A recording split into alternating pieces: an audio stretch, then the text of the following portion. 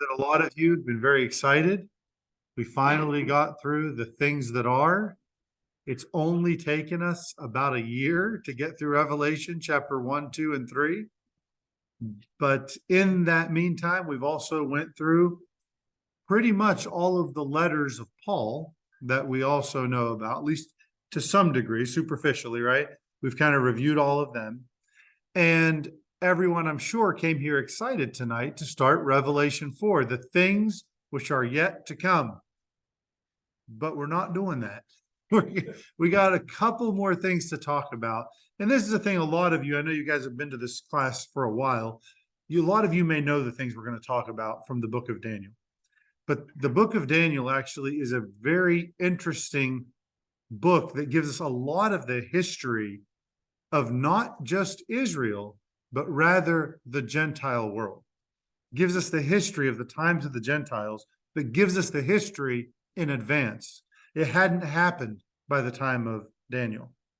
So we've talked about the situation of the churches from the time of Jesus' first coming until the time of Jesus' second coming. But we see by the end of the seven churches, which we'll talk more about later, Jesus has returned for those who are seeking him, right? Just like Hebrews chapter 9, verse 28 says, so Christ was once offered to bear the sins of many, and unto them that look for him shall he appear the second time without sin unto salvation. So for the next appearance of Jesus Christ that we are looking for, it's for those who are looking for him, right? It's not for the whole world, which we know he will come, and the whole world will see him. But his next appearance, it would be at the rapture. So by the time we get to chapter 4 of Revelation, the Ephesians have had their candlestick removed. The church of Smyrna has been murdered, but remained faithful. The church of Pergamos was threatened and I believe defeated by Jesus himself. He says, I am going to come after you with the sword in my mouth. The church of Thyatira, by the time we reach chapter 4, has been cast into great tribulation because they followed the teachings of Jezebel, right? The church of Sardis, they had a few that had not soiled their garments and were worthy to walk with him. Then we get to the church of Philadelphia, and they were promised to be spared the hour of temptation that was going to come on the whole world. And then finally, who remembers what happened to the church of Laodicea? They were spit out. They were puked out, right? So it's not, they were very disgusting to God. All of this happens before the close of chapter 3. So all of these events are already in the past once we get to the future events, right? But that's just dealing with the churches. That's the Christian world. But what about the Gentile world? Well, you know, from the Gospel of Luke, Jesus tells us that the age we're currently living in is called the time of the Gentiles. So in Luke chapter 21, verse 24, we read, and they shall fall by the edge of the sword and shall be led away captive into all nations, talking about the people during this time of trouble that's coming. And Jerusalem shall be trodden down of the Gentiles until the times of the Gentiles be fulfilled. So there's a period of time that belongs to the Gentiles, and it one day will come to an end, okay? So what is the time of the Gentiles? Well, it's a period of time that began back with the Babylonian Empire, back with Nebuchadnezzar, right? The story we hear going, taking us all the way back to Daniel. And it will continue until Jesus returns to Jerusalem. That's how long it will last. We know that the last Jewish king so far, minus Jesus, the last Jewish king of any of David's line was Jeconiah, and then his son Zedekiah, but he wasn't really the king. He was a vassal king under Nebuchadnezzar. He put him in charge, says, you got to keep sending tribute, making the people obey me. And of course, he rebelled and he was killed. So Judah, once he rebelled, was no longer considered a kingdom. Remember, Israel's history came out as a united kingdom under King Saul. And then, of course, that was taken over after a split. There was a temporary split where David was king for 7 years over Judah. And then ultimately, he then for 33 years united the whole kingdom as one. But then Solomon, his son, kept the kingdom united. But then his son, Rehoboam, would see the nation split into two, right? So all of this would happen. And after Jeconiah was removed from being king and his son rebelled, no longer was Judah considered a kingdom. It was degraded to a province. And that's why we see from there forward, anytime there's a leader of Israel, they're always called the governor. They're no longer called the king.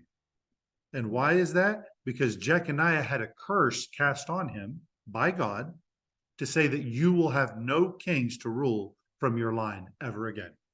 So in Jeremiah 22:28, he says, is this man Coniah a despised, broken idol? Is he a vessel wherein is no pleasure? Wherefore are they cast out, he and his seed, his genetic line, and cast into a land which they know not? O earth, earth, earth, hear the word of the Lord. Thus saith the Lord, write ye this man, Coniah, write him childless, a man that shall not prosper in his days. For no man of his seed shall prosper, sitting upon the throne of David and ruling anymore in Judah. There will be no more kings from this line. That sounds pretty severe, right? If no one can come through his line to be king of Judah, how is the Messiah going to rule as king of Judah? How's that going to work? Well, the answer, of course, is adoption. This man's line goes all the way to a man named Joseph, right? And Joseph was not Jesus's genetic father. He was his adopted father. So the legal line was still there. Joseph was his father by adoption. But of course, we know that through Nathaniel, not Solomon, David's other son, he had multiple sons, but this was the other one, that a line came all the way to Mary, and Mary is the genetic mother of Jesus, so that Jesus is also genetically the son of David, in addition to royally the son of David. Does that all make sense? Okay. So the kings of Judah, they're no longer allowed to be kings because of this curse. And after the Babylonian captivity, that's when they all come back. And we read some of this when we covered the minor prophets, how they were all called governors at that point, right? So Jerusalem, since then, since the time of the Babylonian captivity, it has bounced from under the rule of one empire to the next, to temporary Jewish rule, then back to another empire. And even today, we still see that Jerusalem is not fully controlled by Jews, not by the Israeli people. We know that over half of Jerusalem has the Arab world living in it, right? Even when the Antichrist comes to reign through his false peace, where he promises peace to Israel, we see that Jerusalem will still have some Gentile control in it. Why? Because we see there's a place reserved for the Gentiles in the new temple that's built. So that means that the Gentiles are continuing to tread down Jerusalem up through the reign of the Antichrist.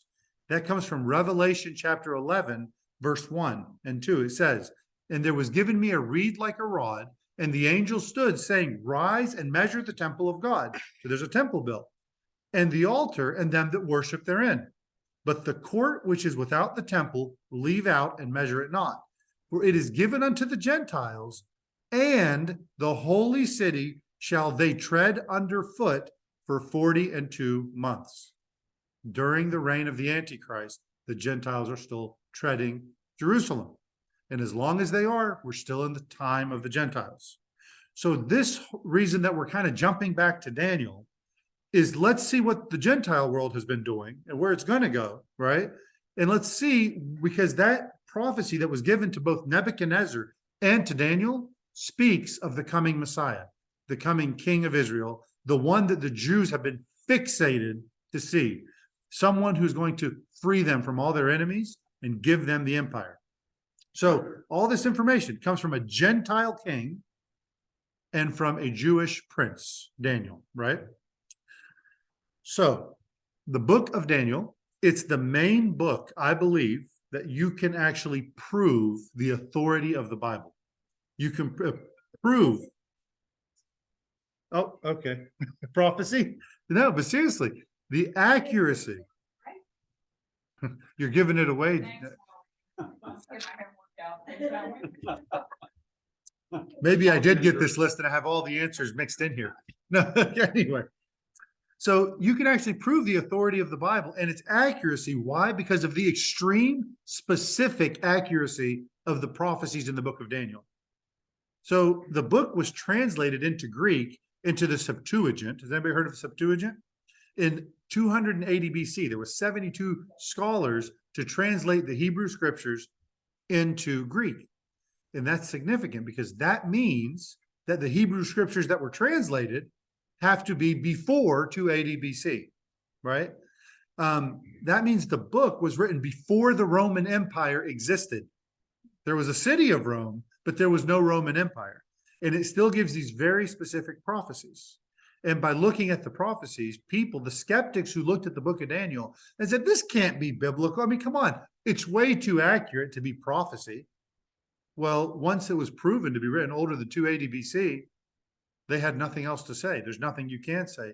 The book is just way too accurate. Now, we're not going to get into every detail, but if you do a Bible study throughout the entire book of Daniel, you're going to find how closely it mirrors history and includes all the details of history involving the nations that would have some effect on Jerusalem and on Israel, right? It doesn't affect things that happened in China or in Central America because they had nothing to do with Jerusalem. It records the history from that point of view, okay? So in 332 BC, there is a man that was this Greek mighty king. Does anybody know his name? Very fast world conqueror? Alexander the Great. Alexander the Great, right? He's actually on his conquest, destroying the capitals of the different regions as he went, right? Well, he comes to Jerusalem and he's about to come and attack the city. The city is actually spared when the high priest of Israel comes out and says, let me show you the prophecies from the book of Daniel that talks about your career and what you're going to do as you go. And he is pretty impressed. This is actually recorded by Josephus, this historian. And he was very impressed with these references, so he spared the city. It was very interesting. It's all in the history books. So again, the historians, they used to laugh at it, but the fact is, it turns out to be one of the most accurate history books ever, even though most of it was written before the history ever happened. Nebuchadnezzar's palace, everyone thought it was a myth. They thought it never existed. This is one reason we can discount the book of Daniel. Guess what? Guess what they found? Anyone want to guess? Found Nebuchadnezzar's palace, exactly.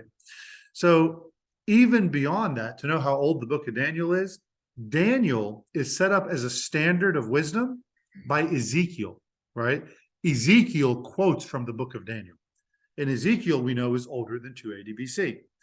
So just like Jesus and Joseph, Daniel is the third person we don't see any evil spoken about or recorded in the Bible. Does that mean they were perfect? Of course not. Only Jesus was perfect. But the point is, there's nothing negative spoken about them because, again, their hearts were always towards pleasing God, to doing what was right and trusting in God. So what exactly was Daniel's job? Well, one, he was a prime minister of Babylon. And then he became a prime minister of the Medo-Persian Empire, the Persians under Cyrus. So as we read it, again, there's the historical part and the prophetic part, and they both, again, tell history. The coolest thing I think about the book of Daniel is that there is a chapter in it written in Aramaic, not even written in Hebrew, and it was written by Nebuchadnezzar. Does anybody realize that Nebuchadnezzar wrote part of your Bible? That's pretty cool, right? He's actually written right there in the dead center of Daniel. It's really neat. And I think this book kind of reveals the spiritual warfare that's constantly going on in the world, because we hear about these princes of different areas battling it out, preventing angels from interfering or helping or delivering messages. There's a whole lot of spiritual warfare. The book of Daniel is worth your time to do a serious study on, okay? And the most important thing, has anybody ever heard of the silent years? Does anybody know what the silent years refers to? What is it? Is it between the Old Testament? Right, about 300 or 400 years, right? Where they say there was no prophecy, there was nothing. Daniel gives lots of prophecies specifically about the silent years. There's no such thing as the silent years. Just because everything that needed to be said was said, doesn't mean that God didn't know it was going to happen during those. No, he told us what would happen. So there's no such thing as silent years. So chapters 1 through 6 of Daniel are mainly history. And chapter 4 was written by Nebuchadnezzar. Chapter 7 and 8, they are visions. So good. So 1 through 6 are history. Chapter 4 is written by Nebuchadnezzar. Chapter 7 and 8 are a vision that occurs between chapter 4 and 5. So the events of chapter 4 and 5 happen, and there's a vision given to Daniel in chapter 7 and 8. Chapter 9 happens between 5 and 6. Okay. And of course, chapter 12 is the wrap up, the conclusion. So some people, even again, going back to the skeptics, but who cares about the skeptics? But the point is, they say that there were different people that wrote the book of Daniel. They're not all written by one person. Well, Jesus quotes from the book of Daniel and attributes it to Daniel. So you can believe what you want, but I'll believe Jesus. So in Daniel chapter 7, verse 13, this is just a couple quotes that Jesus gave us. In Daniel chapter 7, verse 13, he says, I saw in the night visions, and behold, one like the Son of Man came with the clouds of heaven, and came to the Ancient of Days, and they brought him near before him. And there was given him dominion and glory and a kingdom, that all people, nations, and languages should serve him. His dominion is an everlasting dominion which shall not pass away, in his kingdom that which shall not be destroyed. That's a pretty big prophecy. Well, what does Jesus say? In Matthew 24, verse 30, it says, and then shall appear the sign of the Son of Man in heaven, and then shall all the tribes of the earth mourn, and they shall see the Son of Man coming in the clouds of heaven with power and great glory. And he shall send his angels with a great sound of a trumpet, and they shall gather together his elect from the four winds and from one end of heaven to the other. So again, same story. And then in Matthew 26, 64, Jesus said unto them, nevertheless, I say unto you, hereafter shall you see the Son of Man sitting at the right hand of power and coming in the clouds of heaven. Again, quoting Daniel, talking about how he saw the Son of Man coming in glory. Then in Daniel 9:27, we read about the Antichrist. And what does it say about the Antichrist? It says, and he shall confirm the covenant with many for 1 week. And in the midst of the week, he shall cause the sacrifice and the oblation to cease. And for the overspreading of abominations, he shall make it desolate, or the abomination of desolations, as we have heard, even until the consummation. And that determined shall be poured upon the desolate. And in Matthew 24:15, Jesus quotes this, says, when you therefore shall see the abomination of desolation spoken of by Daniel the prophet, stand in the holy place. Whoso readeth, let him understand. Now, for those of you who haven't heard about these things or hasn't studied these things, you're going to be like, I don't understand what you're talking about. That is okay. We're going to go back through all of this, especially as we get to it in Revelation. I'm just pointing out that Daniel's words were quoted by Jesus and attributed to Daniel. So in Daniel 11:31, this is the last one, says, and arms shall stand on his part, and they shall pollute the sanctuary of strength, and shall take away the daily sacrifice, and they shall place the abomination that maketh desolate. Again, speaking of the abomination of desolation, well, in Mark 13:14, Jesus says, but when you shall see the abomination of desolation spoken of by Daniel the prophet, standing where it ought not, let him that readeth understand, let them that be in Judea flee to the mountains. Okay, so we will take a 5-minute break here, and then we're going to look through the first vision that Nebuchadnezzar has whenever he has this dream, and see how unreasonable Nebuchadnezzar was in what he expected of his wise men. So we'll take 5 minutes and we'll resume.